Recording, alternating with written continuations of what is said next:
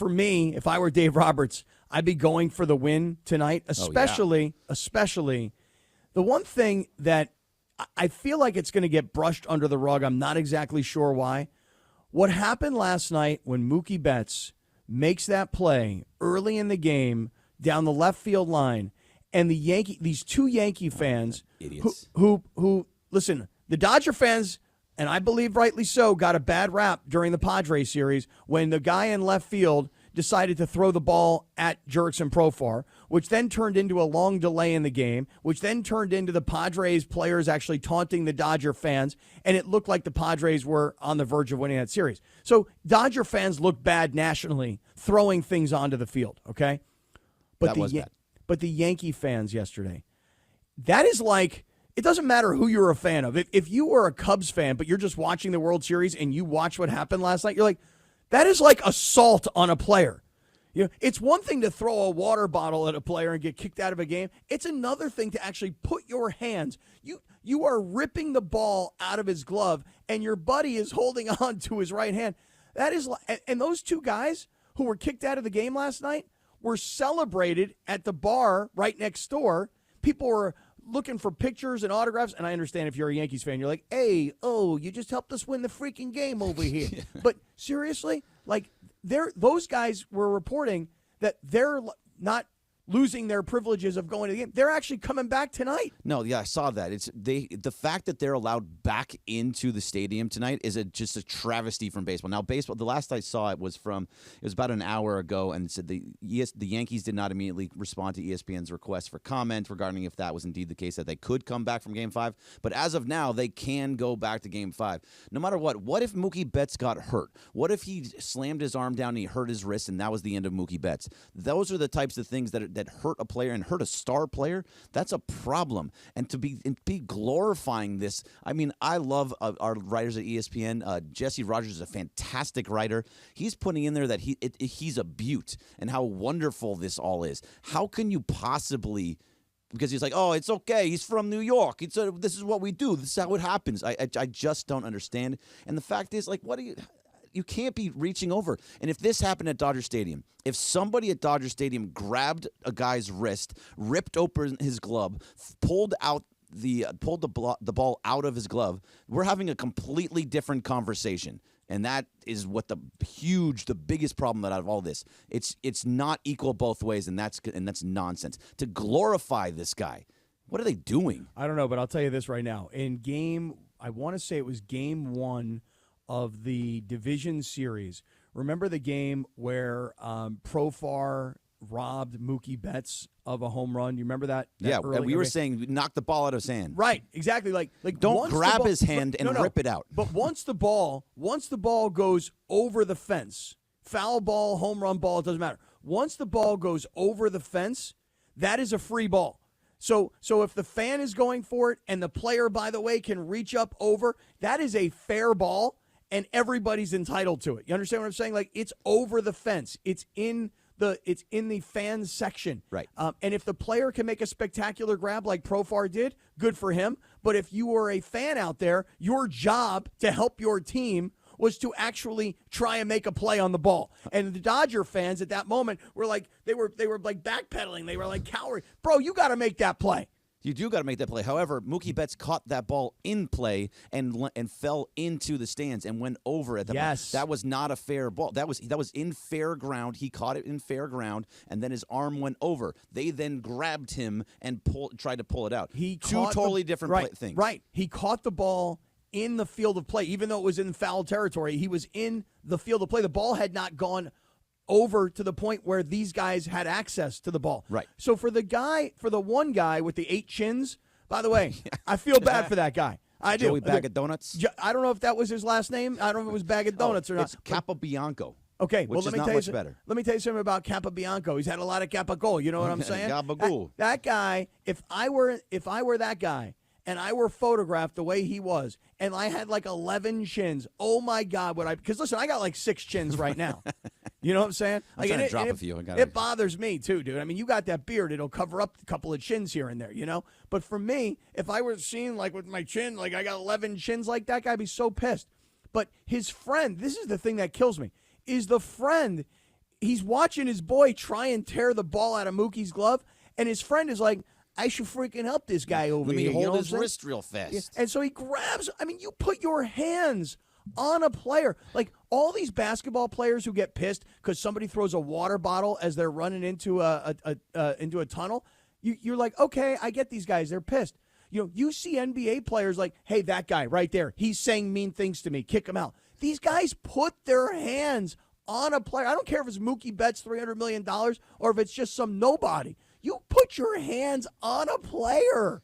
And for them to say, like, oh, yeah, come on back. Just sit in the exact same seats. Pay another $2,000. We just want a little bit of the money. Come sit here and you're fine. You're fine. If a ball comes over again, grab him again. Grab it, anything you can. That's what you have to do. You have to D up. That's the way they put it. If it's in our area, we're going to D up. Yeah. That you wasn't in your area. It was in the field of play. You don't touch players. I mean, period. End of story. Dude, this guy. This is exactly why, if I were Dave Roberts, I would be saying to these guys today, hey, guys, look, two things. One, we don't want to give them any life. We don't want to give Aaron Judge an opportunity to explode. Because, listen, Aaron Judge still hasn't done anything. So what? He got a hit last night. Big deal. It was off nobody. It's garbage time.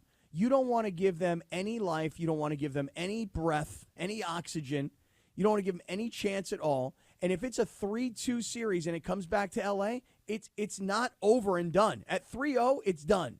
Nobody's ever come back down from 3-0. But at 3-2, that will start to get everybody a little tight. I mean, I know you want the narrative of like, okay, it's got to 3-2. It's never no 7-game series has ever made it to Game 6 when it starts at 3-0. It just hasn't happened, and now it possibly could happen. I mean, even yesterday, I picked the Dodgers in 6 from the beginning, and even after 3-0, it's like I still feel it's in 6 because it's a bullpen game. You're not going to use any of your high leverage relievers like they didn't do. Then you have Jack Flaherty tonight, which he pitched great in Game 1, but the last time he pitched twice in a series, he was sick, but his velocity was down. He gave up 8 runs, and it was a disaster. So you don't know which Jack Flaherty you're going to get, and you have their best pitcher. It could very easily go to Game 6. I don't think they win this series, though, because it's still going to come down to starting pitching. They're still hitting the other guys. They're still hitting Carlos Rodon. They're still hitting Luis Gil, Clark Schmidt, those kind of guys. And to not have Garrett Cole after tonight, I still feel really good about the Dodgers. The Dodgers are still going to win this series. I just would much prefer it to be tonight, like you're saying, and not come back to L.A. Yeah, the other part of it is, again, just based on these fans touching Mookie the way they did. Dumbasses. If I were Dave Roberts, I'd be like, yo, let's stick it to him. Let's do it here. Let's celebrate at their place. It was unsettling. I agree. It was. I agree, Dave. Hey, the way you did it in the division series, where you took the attention away from what was going on, I found touching Mookie Betts, I thought it was a little unsettling. It was extremely unsettling, and you got to take that personal and take it out on Garrett Cole. It was unsettling. It was unsettling last night watching Mookie Betts get assaulted down the right field line. I still, honestly, I was talking to my son about it this morning, Bergie. Yep. And he's like, I just cannot believe, if you hadn't seen it last night, if you didn't see it live. Because one thing about it is, we talk about like NBA players all the time, and they're like, hey, that guy right there, he said something mean to me. I don't like what he said to me. Get him out of here. Some Russell Westbrook gets called Westbrick, and the next thing you know, guy's getting kicked out of the game. Out of here. You're gone. LeBron hears something that he doesn't like courtside. Gone. Hey, see you. Goodbye. Even Caitlin Clark during the WNBA season, was like, I don't like what he's saying. Get him out of here. But Mookie Betts handled this situation last night. Again, I mentioned I was talking to my son. My son saw it, and he was like laughing. And not because it's funny that the player has somebody put their hands on, but like these two guys, like they think it's their responsibility to try and rip the ball out of Mookie's glove. And the guy is like battling Mookie. Mookie's trying to hold the ball into his glove. And as Mookie kind of reaches up with his right hand, his free hand, the other idiot decides to grab him. And you said it earlier, like, what if the player, and forget if it was Mookie, it could be anybody. It could have been Kike Hernandez, Chris Taylor, whoever you want it to be. It could have been another player, another team, maybe not even in this situation. It could have been Anthony Volpe. How about like you putting your hands on the players? People insulted the Dodger entire fan base, and listen, maybe rightfully so, for throwing balls on the field that were intended to hit a player, then throwing bottles on the field, for the amount of fighting that was happening in the stands, for the security guys having to pull bodies into the field to kind of break up fights that were happening in the stands. I get it. And the Dodger fans, hey, guys, listen, whether you like it or you don't like it, there's a reputation, all right? But the Yankee fans, you touch a player? They touch a player, and then they get, like, glorified by writers, being like, oh, look, I went and hung out with him at the bar, and it was so great. All these people were coming up to him. Oh, he was a beaut. He was wonderful. That was just such a great experience. We're going to give him hugs as he's walking out of the stadium. Let's give him high fives. Let's go buy him a beer.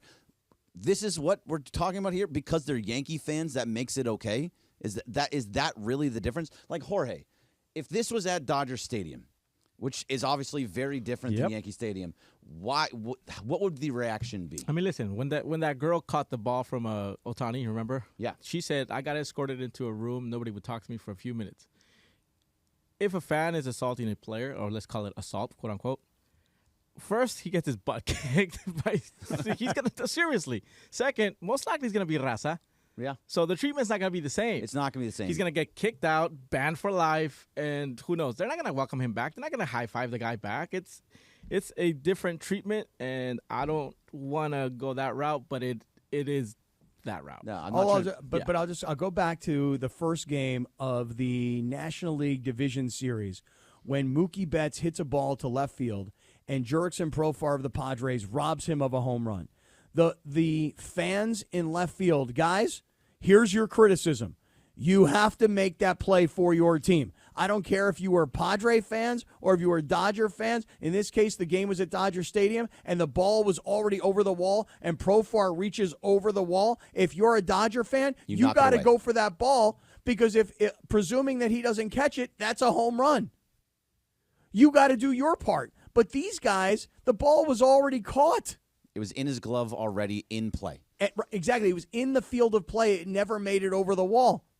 It's unbelievable. It's just complete nonsense. And the differences between Dodger Stadium and Yankee Stadium and allowing that to happen is just, and the if the Yankees let that guy back into the stadium and glorify him and say how wonderful it is and like put him on the big screen and everybody cheers, it will be so devastating to see that kind of thing because if that's what it's allowed, if that's what you're allowing. Yeah, I read the article that was written by ESPN's Jesse Rogers.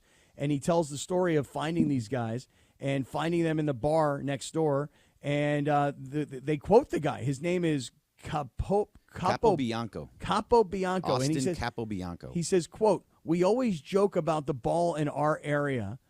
We're not going to go out of our way to attack. If it's in our area, we're going to D up." So it was in your area. It just wasn't over the wall. No, and because doesn't even Dodger fans when on that Jurickson Profar play that you're talking about, they didn't grab the glove, open it up, and pull the ball out of the glove. Right. That's and having somebody else grab the guy Profar's wrist. Profar would have lost his mind if someone grabbed him like that. Oh yeah, like if someone would have put their hands on him, oh yeah, for sure, dude, no doubt. It would have been a complete mess. That whole section would have gotten kicked out. It would have gone all over the place. Mookie Betts was saying after the game, he's like, "Doesn't matter, it's irrelevant." You want to hear what Mookie Betts said? Go ahead. What happened with that fan? That foul ball? It's irrelevant. We lost. It doesn't matter. Okay, just how is that hand feeling? Because it kind of looked like, from our perspective, that your wrist kind of went a little bit back. No, I didn't even know he grabbed my hand, so no, it's perfectly fine. Was that about as aggressive as you've seen fans in all your time in the game? When it comes to the person in play, it doesn't matter. We lost. It's irrelevant. I'm fine. He's fine. Everything's cool. We lost the game, and that's what I'm kind of focused on. We got to turn the page and get ready for tomorrow. So he's playing it off like, okay, look, whatever, it doesn't matter. Just let that all go. We lost. I want to just come back tomorrow and win this game. That's all that matters to him. If Jurickson Profar would have lost his freaking mind And I'm not saying what Mookie Betts is saying is the right thing to do. I'm not saying he should be going and pressing charges or whatever it happens to be. But you should at no point should that be allowed in any stadium in all of the world. Doesn't matter where it is. Any not a sport. soccer stadium anywhere. Yeah, for any sport. That's not it. Yeah. You don't touch players and get to come back. Well, that's the other part of it. it's not like the Yankees are like, those guys are banned for life. No, they're like, oh yeah, come back. Yankees are like, hey, we may need you, man. Do it again. Hey, if it's on, can you go on the other side and Teoscar Hernandez goes over the wall? Just just do what you got to do. Yeah, we may need your help, guys. And by the way, in this case, the hitter was ruled out. So, Right. so it's like you guys didn't exactly help. No, you made it worse, and you also paid probably $2,000 for those seats, and then had to leave in the first inning. So they said they were season ticket holders, so maybe they got their face value. But hey, those guys were going to D up.